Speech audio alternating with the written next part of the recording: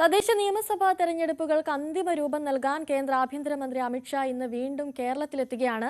ജില്ലാ ചുമതല ഉൾപ്പെടെ വഹിക്കുന്ന പ്രധാനപ്പെട്ട നേതാക്കളുടെ യോഗത്തിൽ തന്ത്രങ്ങൾക്ക് അന്തിമ രൂപം നൽകും. നിയമസഭാ തെരഞ്ഞെടുപ്പിലെ സ്ഥാനാർത്ഥി നിർണയം സംബന്ധിച്ച നിർണായക തീരുമാനങ്ങളും ഇന്നത്തെ യോഗത്തിൽ ഉണ്ടാകുമെന്നാണ് അറിയാൻ കഴിയുന്നത്. തദ്ദേശ തെരഞ്ഞെടുപ്പ് മാത്രമല്ല, നിയമസഭാ തെരഞ്ഞെടുപ്പ് കൂടി ലക്ഷ്യം വെച്ചുള്ള തന്ത്രങ്ങളാണ് BJP ആവിഷ്കരിക്കുന്നത്. ഒരു മാസത്തെ ഇടവേളയ്ക്കിടെ ഇത് രണ്ടാം തവണയും അമിത്ഷാ നേരിട്ടെത്തുന്നത് കേരളത്തെ കാര്യമായി ലക്ഷ്യം വെച്ചുകൊണ്ട്. തദ്ദേശ തെരഞ്ഞെടുപ്പിൽ മുതിർന്ന നേതാക്കൾക്ക് നിയമസഭാ മണ്ഡലങ്ങളുടെ ചുമതലയാണ് BJP നൽകുന്നത്.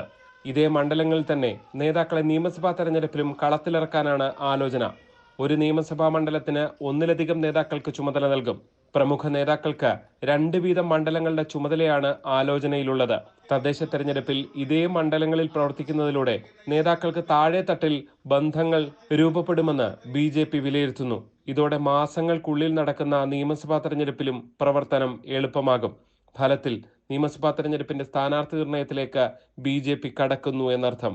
30 ക്ലാസ് മണ്ഡലങ്ങളുടെ ചുമതലയിലേക്ക് ആരൊക്കെ എത്തുമെന്ന് ഇന്നത്തെ യോഗത്തോടെ ധാരണയാക്കാനാണ് തീരുമാനം.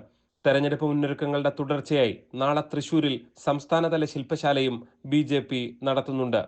G. ശ്രീജിത്ത്, News 18 കോട്ടയം.